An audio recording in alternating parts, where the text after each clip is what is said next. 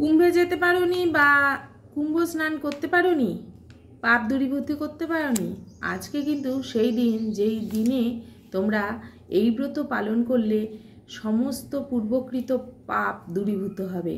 তাই আজকের দিনটা কিন্তু খুব মাহাত্ম্যপূর্ণ আমাদের জন্য। আজকে পাপমোচনী একাদশী, আর এই পাপমোচনী একাদশী করলে সমস্ত পূর্বকৃত পাপ ক্ষয় হয়। আমি এই পাপমোচনী একাদশী মাহাত্ম্য পাঠ করছি, অবশ্যই তোমরা শ্রবণ করো, শ্রবণেও ফল লাভ হয়। যুধিষ্ঠির শ্রীকৃষ্ণকে বললেন, হে জনার্দন, চৈত্র মাসে কৃষ্ণপক্ষের একাদশীর নাম ও মাহাত্ম্য কৃপা করে আমাকে বলুন। শ্রীকৃষ্ণ বললেন, হে ধর্মরাজ যুধিষ্ঠির, আপনি ধর্ম বিষয়ে প্রশ্ন করেছেন। এই একাদশী সকল সুখের আধার, সিদ্ধি প্রদানকারী ও পরম মঙ্গলময়, সমস্ত পাপ থেকে নিস্তার বা মোচন করে বলে এই পবিত্র একাদশী তিথি পাপ মোচনী নামে প্রসিদ্ধ। রাজা মান্ধাতা একবার লোমশ মুনিকে এই একাদশী কথা জিজ্ঞাসা করেছিলেন। তার বর্ণিত সেই চরিত্র উপাখ্যানটি আপনার কাছে বলছি, আপনি মনোযোগ দিয়ে তা শ্রবণ করুন। প্রাচীনকালে অতি মনোরম চৈত্ররথ পুষ্প উদ্যানে মুনিগণ বহু বছর তপস্যা করতেন। এক সময় মেধাবী নামে এক ঋষিকুমার সেখানে তপস্যা করছিলেন। মঞ্জুঘোষা নামে এক সুন্দরী অপ্সরা তাকে বশীভূত করতে চাইল, কিন্তু ঋষির অভিশাপের ভয়ে সে আশ্রমের 2 মাইল দূরে অবস্থান করতে লাগলো। বিনা বাজিয়ে মধুর স্বরে সে গান করত। একদিন মঞ্জুঘোষা মেধাবীকে দেখে কামবানে পীড়িতা হয়ে পড়ে। এদিকে ঋষি মেধাবীও অপ্সরার অনুপম সৌন্দর্য দেখে মুগ্ধ হন। তখন সেই অপ্সরা মুনিকে নানা হাবভাব ও কটাক্ষ দ্বারা বশীভূত করে। পরে কাম পরবশ মুনি সাধন ভসন বিসর্জন দিয়ে তার আরাধ্য দেবকে বিস্মিত হন।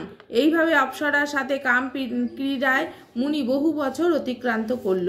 মুনিকে আচার ভ্রষ্ট দেখে সেই অপ্সরা দেবলোকে ফিরে যেতে মনস্থ করল। একদিন মঞ্জুঘোষা মেধাবী মুনিকে বলতে লাগলো, হে প্রভু, আমাকে এখন নিজ গৃহে যাবার অনুমতি প্রদান করুন। কিন্তু মেধাবী তাকে বললেন, হে সুন্দরী, তুমি তো এখন সন্ধ্যাকালে আমার কাছে এসেছো, প্রাতকাল পর্যন্ত আমার কাছে থেকে যাও। মুনির কথা শুনে অভিশাপের ভয়ে সে অপ্সরা আরো কয়েক বছর তার সাথে থাকলো। এইভাবে বহু বছর অতিবাহিত হলো।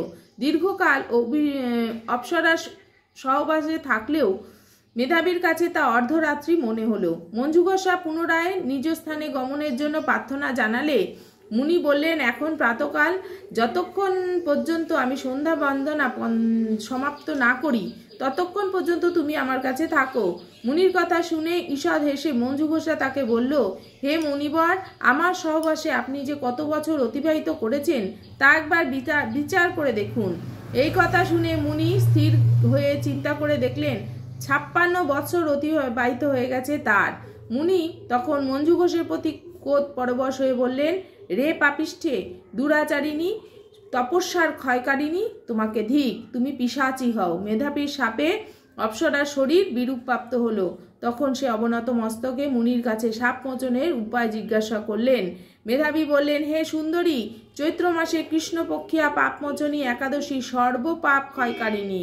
এই ব্রত পালনে তোমার পিশাচত্ব দূর হবে।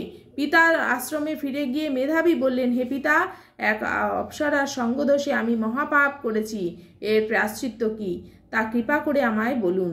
তখন উত্তরে চ্যবন মুনি বললেন, চৈত্র মাসে কৃষ্ণপক্ষিয়া পাপমোচনী একাদশী ব্রতের প্রভাবে তোমার পাপ দূর হবে। পিতার উপদেশ শুনে মেধাবী সেই ব্রত ভক্তিভরে পালন করলো।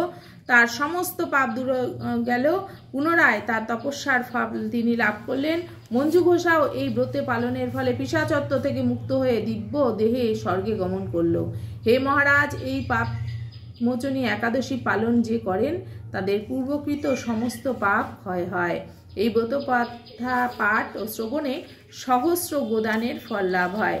তো আজকে এইটা ছিল পাপমোচনী একাদশী মাহাত্ম্য কথা, তোমরা শ্রবণ করলে। আর তোমরা সবাই আনন্দের সহিত আজকে পাপমোচনী একাদশী ব্রত পালন করো।